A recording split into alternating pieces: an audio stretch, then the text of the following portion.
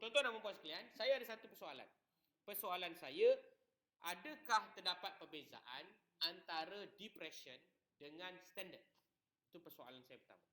So, saya perlu buat satu uji kaji. Sama ada nilai depression saya ni melebihi ataupun kurang daripada standard yang ditetapkan oleh Kementerian Kesihatan sebagai contoh. Standard Kementerian Kesihatan, depression score tak boleh dapat lebih daripada 6 contoh. Jadi, saya perlu buat ujian analisa. Hipotesis dia saya perlu develop. So, apa hipotesis null saya? Markah mean bagi depression adalah sama dengan 6. Betul tak? Sebab dia kata, KKM kata apa? Tidak boleh lebih. Jadi, saya letaklah maksimum sama dengan 6. Jelas setakat ni jelas? Depression sama dengan 6. Maknanya apa? Mean bagi depression score di kalangan pekerja KKM tidak boleh lebih daripada 6. Dengan kata lain, sama dengan 6. Saya ambil maksimum. Dan saya ambil hipotesis alternatif yang kedua, iaitu mean depression adalah tidak sama dengan 6. Faham itu saya punya step. So maknanya bila anda buat hipotesis test ni, biasakan untuk tulis semua benda-benda ni. Jangan macam saya. Sebab saya memang kadang-kadang ada malas sikit. So, saya akan tulis null. Null dia adalah mean depression adalah sama dengan 6. Okey. So yang kedua adalah dia punya alternatif kan. So alternatif saya akan kata ALT lah. ALT Saya akan tulis alternatif selepas ni semua ALT ALT sama dengan mean depression tidak sama 6. Okey, sekarang ni jelas. Ini alternatif dan juga hipotesis null saya. Okey, alfa kita berapa? Alfa kita sama dengan 0.05. Betul? Yang ketiga, run ataupun calculate and anda perlu laporkan report. Apa yang anda nak reportkan? Anda punya statistic value dan juga anda punya P value. So, mari kita run. Macam mana nak run dia? Pergi kepada analysis, pergi kepada t-test, pergi kepada one sample t-test. Kemudian anda boleh pilih depression untuk dimasukkan ke dalam dependent variable. Maka saya akan dapati dia akan keluar one sample t-test depression students T 5.46 59 less than 0.0001. Tapi masalah dia, nota kaki menunjukkan mean sama dengan kosong. Ini tidak benar. Oleh itu kita perlu ubah test value ini kepada 6. So bila 6 baru betul lah, baru mengikut seperti yang kita mahu. So bila kita tengok kat sini, bahawa nilai statistik kita adalah negatif 8.29. Jadi anda kena laporkanlah anda punya statistik value berapa? Negatif apa? 8.29. Dan anda punya P value berapa ya tuan-tuan dan puan? 0.001. Betul ya? Okey, step yang keempat, kita perlu buat decision. So, selepas kita tengok P value ni, kita tahu bahawa nilai dia adalah kurang daripada alpha. Oleh itu, decision kita apa dia? Reject null. Pandai ya? Sebab ingat, decision tuan-tuan dan puan ada dua sahaja yang anda perlu pilih. Sama ada anda akan pilih reject ataupun anda akan pilih fail to reject.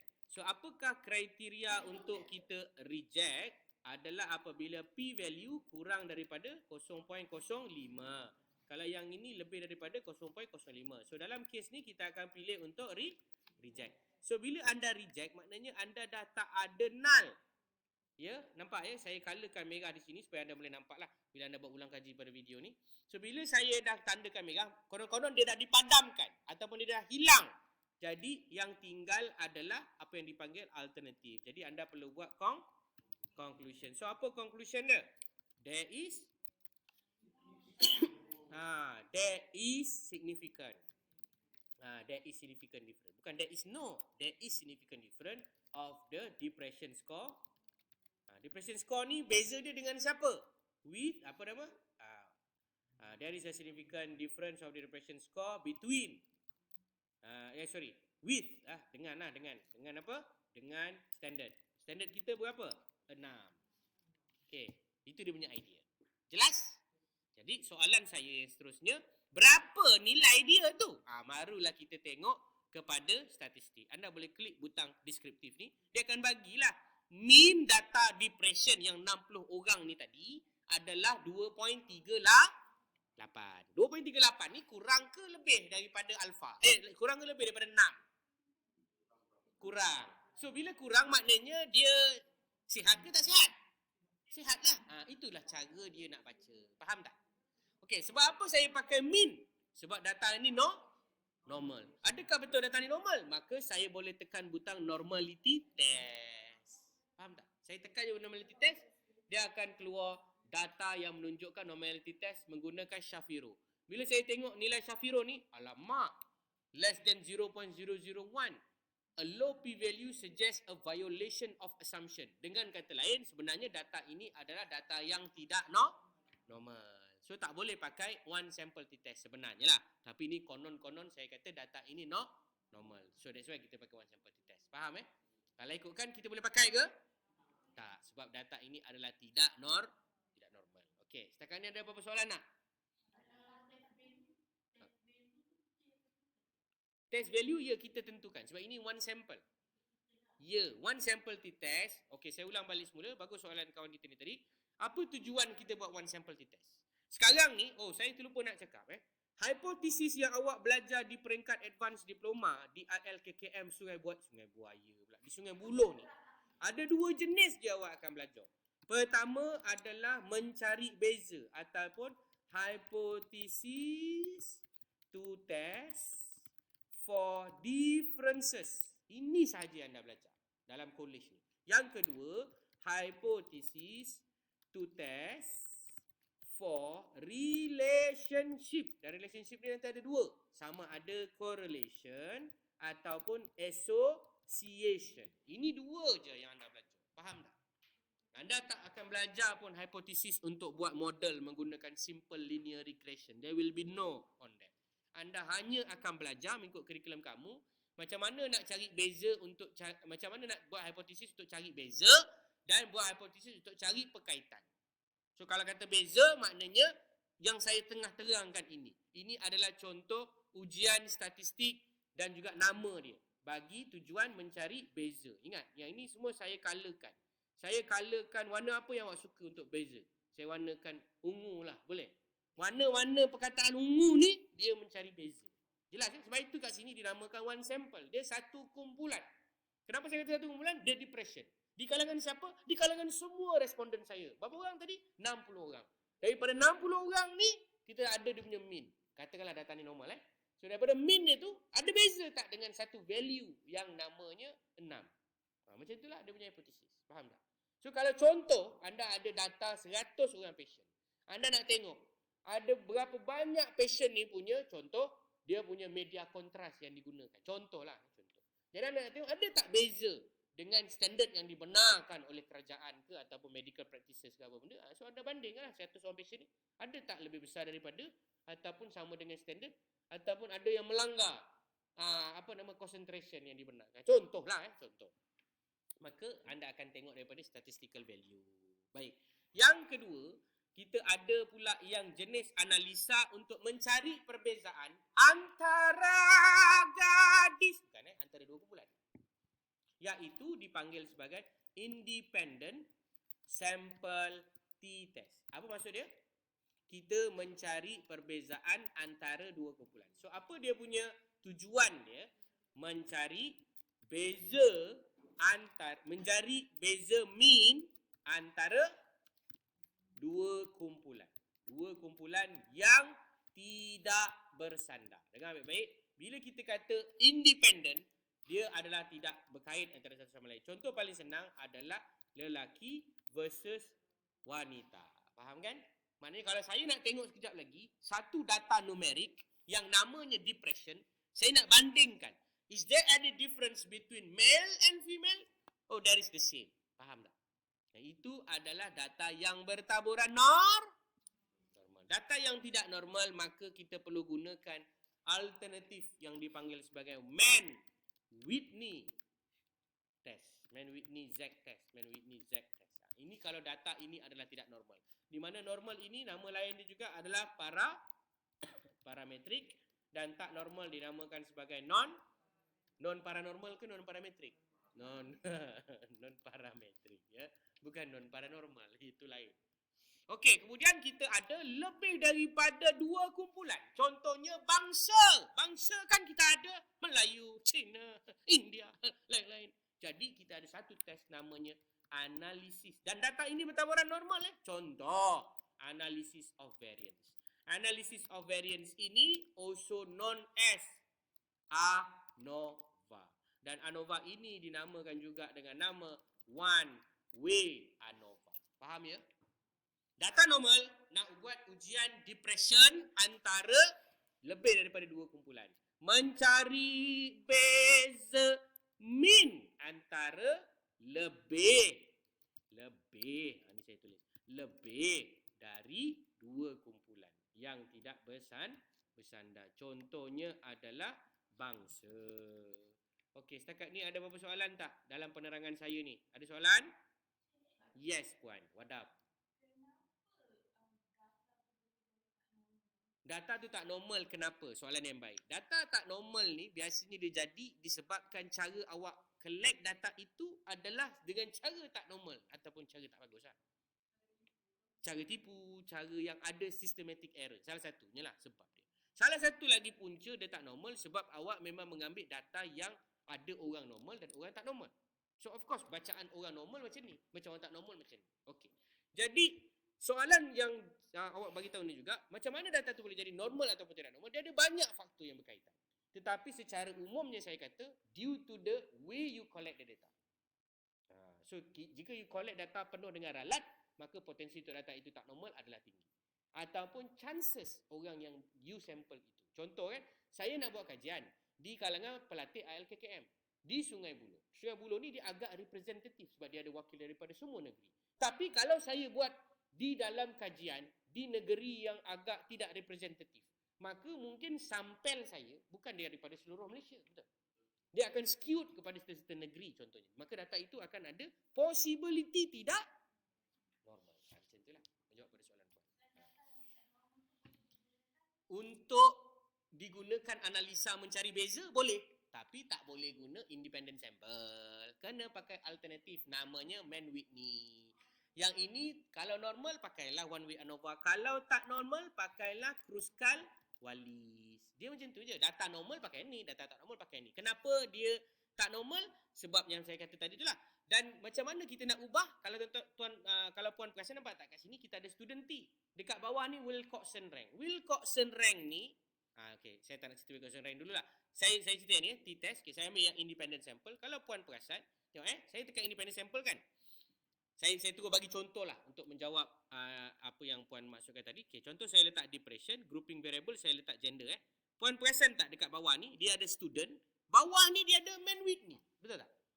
Jadi Mann-Whitney ni bila masa kita nak klik, bila kita tahu data ini tak normal. So kita kliklah yang Mann-Whitney, kita jangan klik yang student. So kenapa awak klik yang bawah? Sebab awak dah belajar dengan saya kalau data tak normal pakai Mann-Whitney. Macam itulah. Ya, kalau data nak tahu normal tak normal, awak boleh gunakan normality test. Ya, betul. Macam itulah. Macam ini awak dah tengok pun dia dah bagi nota kaki dah. A low p-value suggests a violation of the assumption of normality. Ataupun dengan kata lain, data ini menunjukkan data yang tidak normal. Dan kalau awak tak puas hati, awak boleh tengok juga pada QQ plot ataupun descriptive plot. Descriptive plot ni macam histogram dan sebagainya lah, yang akan menunjukkan kepelotan-kepelotan dia tu. Sama ada plotnya tu normal dan tak normal. Macam itulah. Okey, ini adalah contoh apabila menggunakan Jamovi. Perkara ini tak akan berlaku ya jika anda tidak menggunakan Jamovi. Jelas? Jadi kalau kata macam ni kan, saya nak buat antara, katakanlah ada perbezaan, data adalah normal, konon-konon, normal saya kata ni semua konon-konon sebab apa saya kata konon-konon? Sebab nak memudahkan anda faham lah, data ni normal pakai yang ni. So, anda biarkan student t-test, macam contoh yang kita telah buat ni tadi, maka kita boleh nampak, ada beza ke tak ada beza, nampak tak? Dia dah bagi tahu, HA adalah hypothesis alternatif mu male. Mu male ni adalah mean depression male, lelaki. Tidak sama dengan mu female. Maknanya dia dah tolong bagikan anda interpretasi. Kalau anda masih menggunakan Jamovi dan tak faham bahasa dia cakap ni, maka anda perlu minum banyak sikit air zam-zam, dicelupkan bersama kurma dan madu. Anda ada hubungan sel yang tidak berhubung tinggi. Faham? Ini kalau kamu agak tak nampak lagi lah apa yang saya cerita. Sebab sepatutnya awak bila tengok p-value ni je, awak dah boleh bayang lah. Okay, p-value ni kurang daripada alpha. Bila kurang daripada alpha, maka you reject null. Bila you reject null, you akan kata there is different. Dan kalau anda tak sure, anda boleh tengok lagi kat sini. The Venn test significance suggests a violation assumption of the equal variance. Kat sini dia dah kata, HA mu male is not equal to mu female. Maknanya lelaki dengan perempuan adalah mempunyai mean yang tidak sama. Mean lelaki dengan mean perempuan ada seperti berikut. Mean lelaki 4.8, mean perempuan 1.8.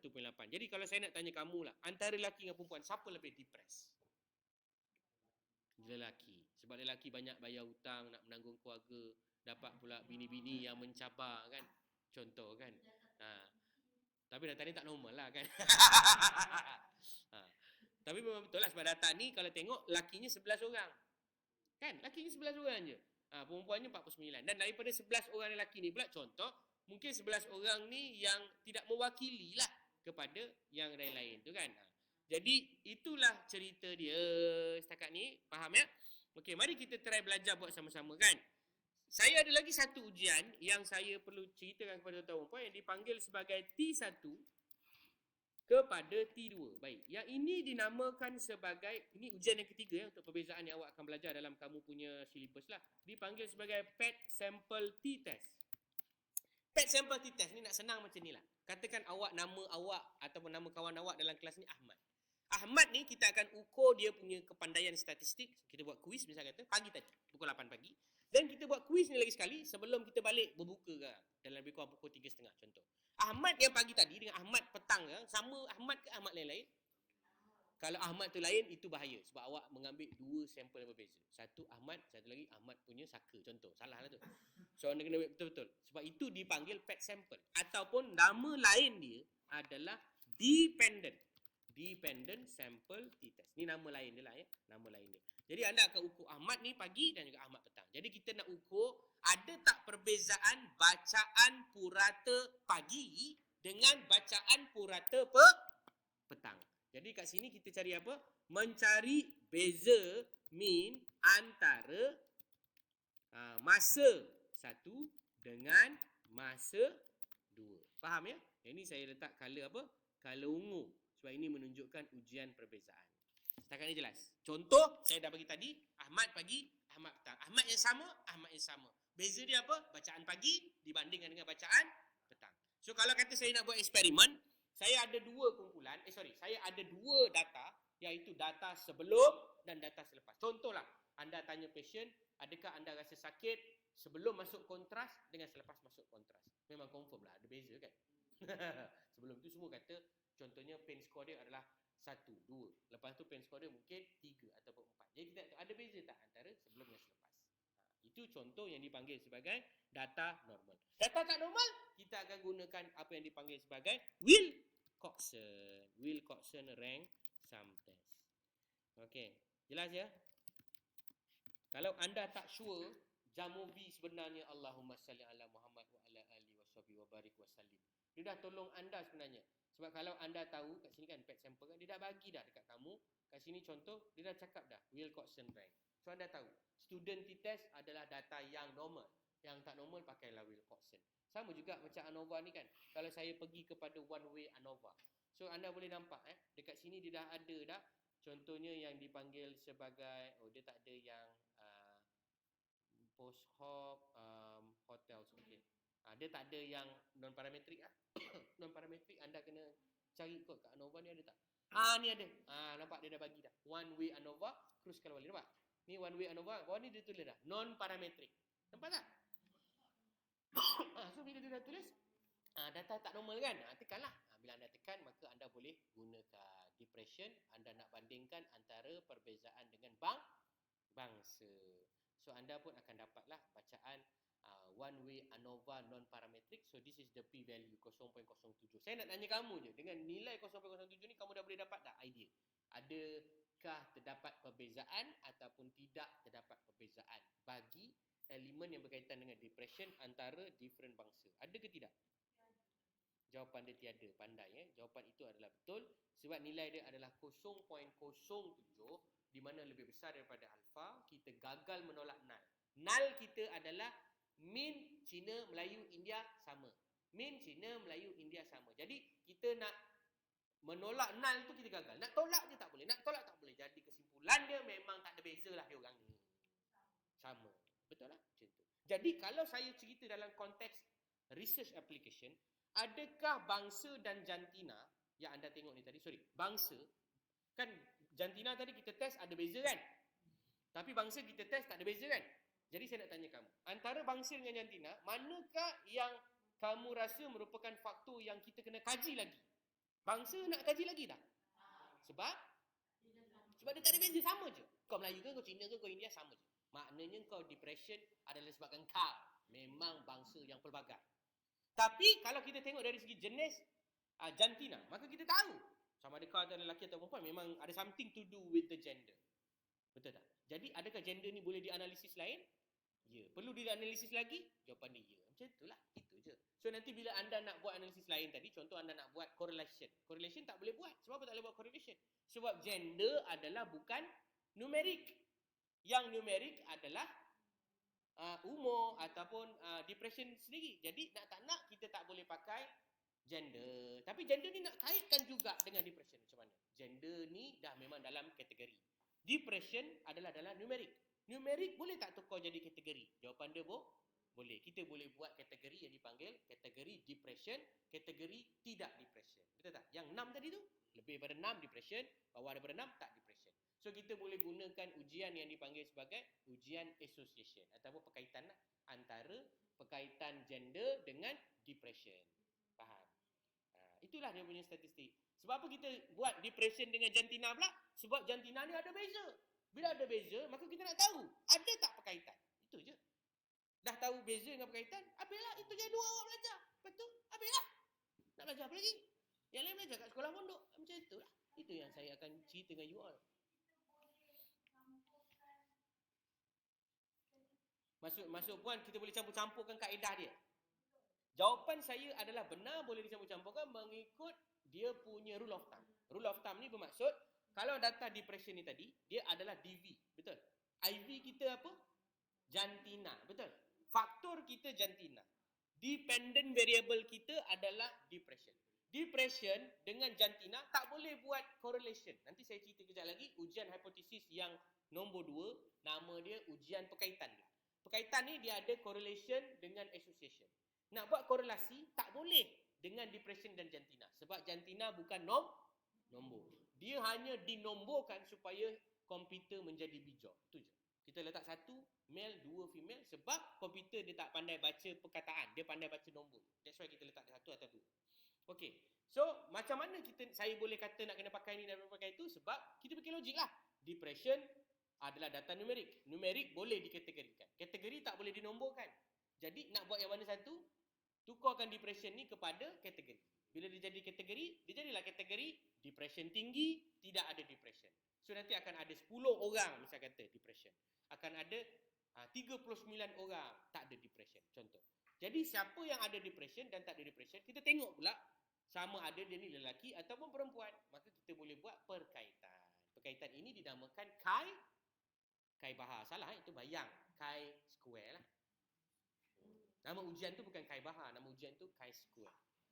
Saya bergurau je. Alright. So yang ini baru cerita soal yang pertama, iaitu mencari beza. Saya dah cerita dengan kamu, kalau kamu nampaklah sebenarnya di sebalik penceritaan saya, kenapa kita kena cari beza? Sebab kita nak identify karakteristik. Saya ulang balik, kita nak identify karakteristik. Contoh, kenapa saya nak tahu ada beza ke tidak untuk jantina? Sebab saya nak tahu jantina ni ada beza tak antara lelaki dan perempuan untuk depression? Awak tanya dah tadi, saya dah tanya soalan ni, awak pun dah jawab, jawapan dia ada. Jadi perlu tak dianalisis lagi? Jawapan dia perlu. Bangsa, ada beza tak? Perlu tak saya analyse lagi? Itulah dia punya cerita. So kalau awak ada 10 perkara yang awak ingin uji, awak ujilah. Nanti awak tentukan nak bawa ke depan lagi ataupun tinggalkan dia ke belakang. Dengan menentukan ujian perbezaan. Senang tak? Contoh kan, anda nak buat kajian tentang certain benda dalam radiografi punya research, anda bandingkan antara lelaki dan perempuan. Ada beza tak? Oh, ada beza. Jadi, maka faktor jantina adalah faktor yang akan digunakan lagi dalam analisis lanjutan. Okey, bangsa ada beza tak? Tak ada beza. Maksudnya bangsa bukan isu. Okey, umur. Oh, umur ada beza. So, umur akan digunakan. Oh, BMI ada beza. So, gunakan. Kalau tak ada beza, maka anda daripada ada 10 variable tadi, mungkin last kali yang nak dibuat ujian perkaitan tu tinggal 3 je. Faham tak? Daripada 10 variable, anda buat 10 jadual perbezaan, last kali yang kena buat perkaitan mungkin 2, mungkin 3. Macam itulah. Itulah research yang awak buat.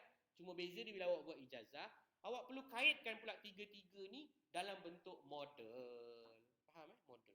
Kan awak ada 10 variable, jantina, umur, bangsa, bla bla bla bla bla 10. Daripada 10 ni sebenarnya 3 je ada kaitan. So daripada 3 ada kaitan ni, macam mana nak kaitkan 3-3 ni dengan depression? So kena pergi kepada objektif yang ketiga, namanya membuat model. Membuat model tu tak ada cerita dalam advance diploma lah. Kalau tak, jangan bagi advance diploma, bagi master lah. Tak adil lah untuk kamu, faham ya? Jadi itulah cerita dia. So kita kembali kepada satu lagi ujian yang seterusnya, dinamakan ni yang terakhir. Ujian mencari perkaitan. Ujian perkaitan. Ujian perkaitan bagi silibus kamu sebagai student advanced diploma adalah seperti berikut pula. Adalah seperti berikut. Pertama adalah kumpulan 1 IV dan 1 DV. Okay, dengar baik-baik ya. 1 IV dan 1 DV ni maknanya faham kan?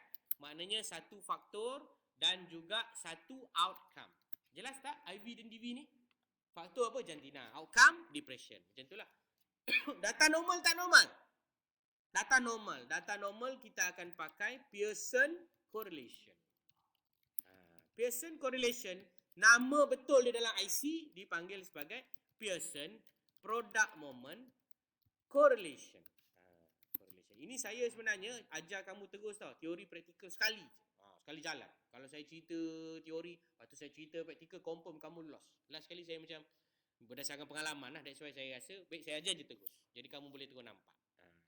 Okay, yang kedua, data tak normal, non parametrik. Kita akan pakai Spearman Rho. Spearman Rho. Bukan sperma, Spearman. Spearman Rho Spearman Rho correlation. Spearman Rho correlation. Tujuan dia apa? Adalah identify relationship between IV and DV. Okay, yang ini saya color. Awak nak suka color apa untuk tukar dia? Saya letak color orange. Boleh? Macam tu. Jadi relationship kita akan gunakan color orange ataupun saja nak tunjukkan kepada kamu. Yang ini tujuan dia mencari perhubungan ataupun perkaitan. Okay, dengar baik-baik ya. Semua tujuan ataupun usage ni, kalau tuan-tuan dan puan-puan perasan, nampak tak? Identify differences between mean sample. Mean sample. Yang ini saya colorkan sedikit color lain, iaitu warna biru, kerana nak tunjukkan kepada kamu, data must be numeric. Faham tak maksudnya? Maknanya, boleh tak saya nak gunakan jantina dan nak cari beza jantina dan juga gender. Nampak Jantina kategori, gender pun kategori. Tak betul tu. Faham? Jantina kategori, gender pun kategori kan. Nak cari beza. Jawapan dia boleh, tapi bukan dengan ujian-ujian di sini. Dia ada satu lagi nanti ujian di bawah ini yang saya akan ajar tuan-tuan dan puan-puan ya. Sabar ya. Okay, that's why saya tulis kat sini color dia saya letak hijau lah. Data must be numeric. Macam tak berapa nampak Allah maaf. Kena gelap data must be numeric. So samalah yang macam ni pun sebenarnya nak tunjukkan kepada tuan-tuan dan puan-puan, data tu mesti numerik. Maknanya numerik, IR tak ada hal. Interval ratio tak ada hal.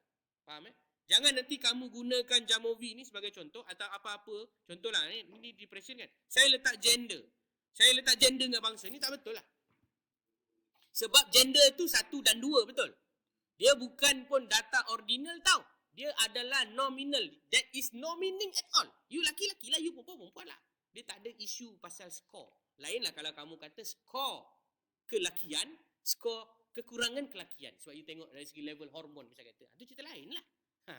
Alright. So kalau kat sini, kalau kamu tersilap, maka berbahaya interpretasi kamu. Ada banyak student yang tersalah buat yang demikian ya. Namun saya bagi tahu awal. Your connection has lost. Okay, thank you.